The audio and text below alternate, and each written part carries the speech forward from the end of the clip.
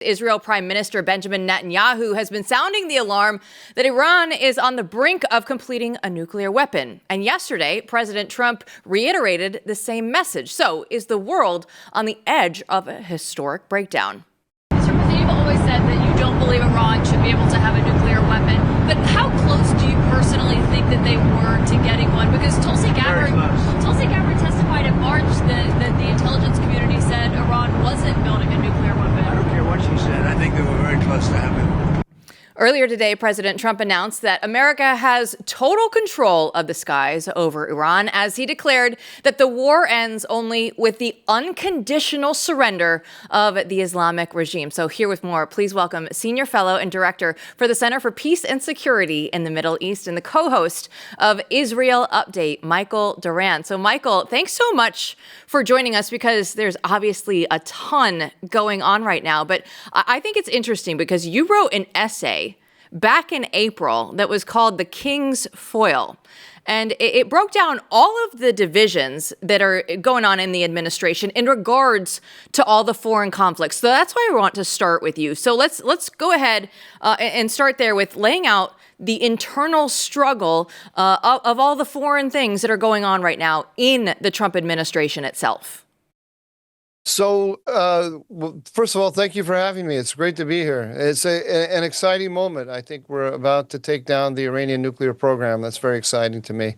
That essay looked at the tension in the Trump administration between the restrainers, those who believe that we should distance ourselves from Israel and cut a deal with Iran, and the more traditional foreign policy types, like, let's say, Marco Rubio, or as I presented it, Donald Trump himself.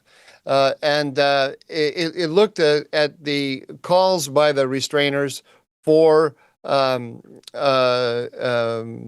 efforts to put pressure on Israel and move the American foreign policy, in their view, to the priority, which is East Asia, and pretty much leave the Middle East behind. I thought that was unrealistic. I thought the president wasn't there. And I asked the question, why has he surrounded himself with these people? Because they are in prominent positions in the Defense Department, in the White House, and in the State Department, when they don't actually reflect his worldview. And I think the answer is, he doesn't trust the traditional foreign policy elite. It's the traditional foreign policy elite, or elements of it, stabbed him in the back in the first term. He wants to have people that are loyal to him. And so he's moved to these restrainers.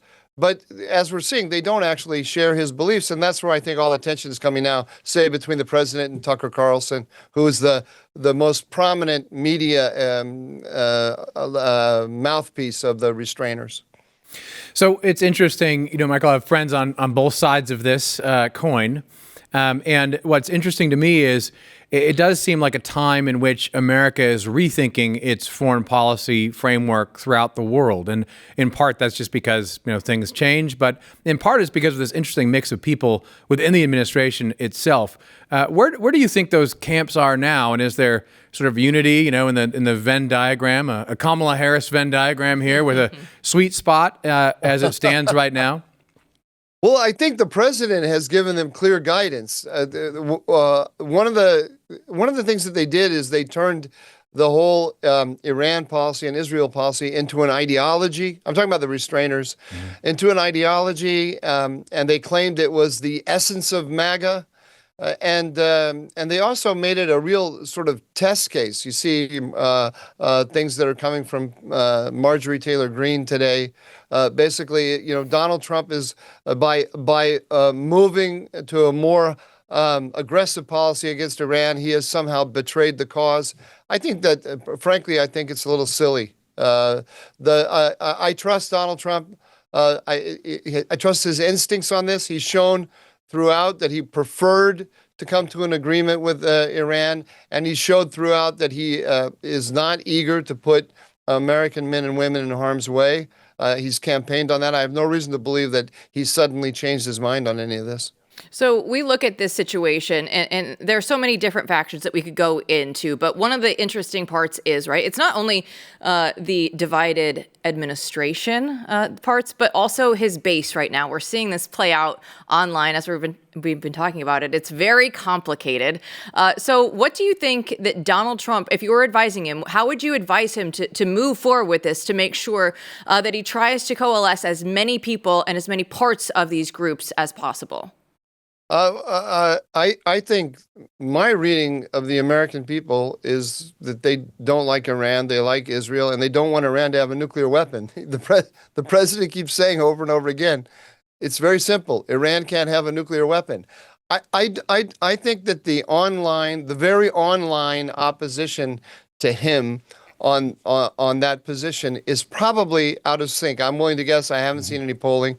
It's probably out of sync with the vast majority of Trump voters. Yeah, I mean, I think that you are right. I've seen some data that would suggest you're right in terms of like sort of general attitudes, certainly towards Iran, and if you ask if they should have nuclear weapons. Nonetheless, the fork on the road here is, I think, the tension between non-interventionism. We don't want boots on the ground anywhere, and regular people, even in that coalition who are MAGA, who are worried about being entangled in yet another violent conflict in the Middle East. Well, at the same time, I don't know anyone, or I certainly don't trust anyone, who would support keeping the regime in place that the world has had to deal with, these religious lunatics for decades now. So what is the best way to navigate that moving forward? Because I think that's what makes most reasonable people nervous.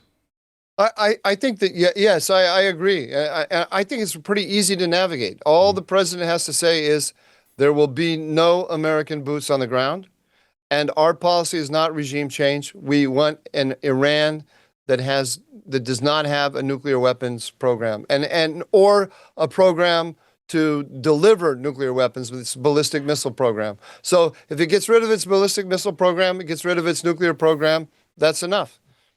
So what if they don't? I mean, what if he says, we need a surrender, right, of basically the religious regime? What are the chances do you think, of other elements within Iran now being able to take advantage of this opportunity? Well, I see no evidence that they're doing that. They may, and we've seen uprisings before or protests before in Iran. But I don't think American policy should focus on that outcome. Mm-hmm. The president called for unconditional surrender, but I took him to be in those words. I took him to be saying, accept the terms that I offered you. Mm-hmm. No nuclear weapon. That's and accept it publicly and commit to it and commit to a path to seeing so that you can guarantee to the world that you don't actually have this program. That's what I think unconditional surrender means. But we'll wait and see, because the president has been incredibly consistent on this point forever. So I don't see him changing it at all. The one issue where he might be making a change is that the Israelis cannot destroy the Fordow facility. This is the underground facility deep under a mountain near Qom. They can't destroy it with their own fighter jets. Only an American, if we're going to do it from the air, or if it is going to be done from the air, only an American B-2 bomber with the massive ordnance penetrator can destroy Fordow. So that's the one area where the president might actually commit American forces, but that's not boots on the ground. That would be a couple of sorties and a couple of bombs.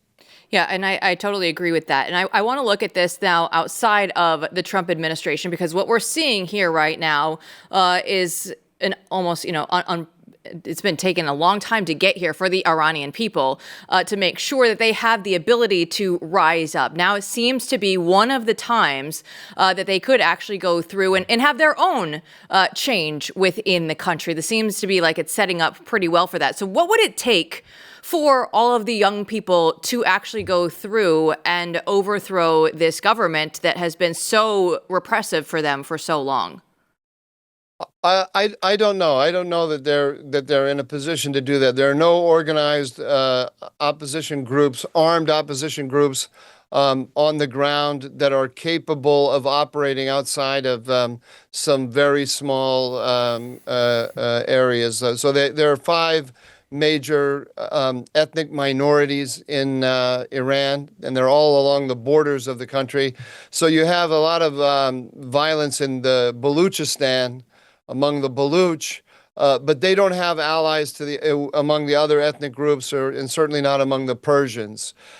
So there are areas where there's violent action against the regime, but I don't see any potential organization that could coordinate between those different elements. And I don't know that the United States wants to get in the business of that, because we already seen with the regime change in Iraq that this can go once a regime is gone. Other countries are going to intervene. You could have all kinds of spillover effects that will produce results that'll be catastrophic for the people of the region, and a big headache for the United States. So I'm with those people who are urging restraint. We're going to weaken the regime by taking away from it these weapons. That'll offer an opportunity for people on the ground if they're able to take it. But I personally don't see any opposition group on the ground that is ready to do that. Yeah, the track record, our track record of interfering internally is pretty clear over the last few decades. And I think most Americans are sick of that.